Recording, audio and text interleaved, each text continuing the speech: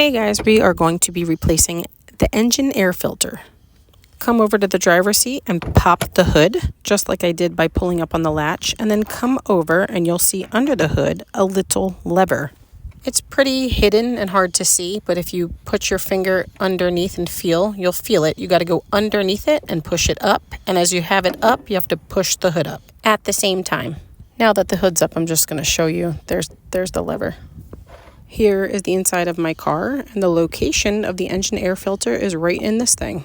It's really easy to get open. You see there's two little latches, and you're going to have to pop them down.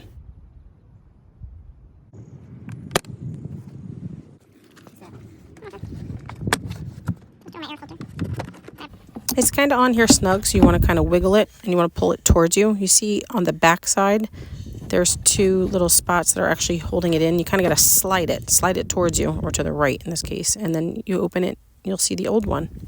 Here's the old one. You'll see how dirty it is. It's actually my first time I'm ever doing this. I should have done this a long time ago, but this is my first time. This is super simple, guys. If I could do this, you guys can do this. This is literally how quick and simple it is and how quick it took me. It's about 2 minutes. So here's the new one. I got this engine air filter at Walmart. It's $97.62. I'm just going to slide it in there just like that. Super simple. Put the top back on.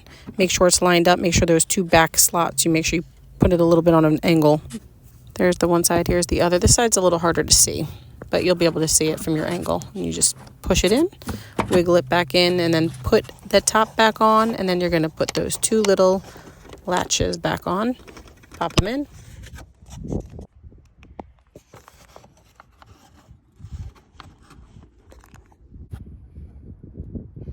It is that simple, guys. You could do it.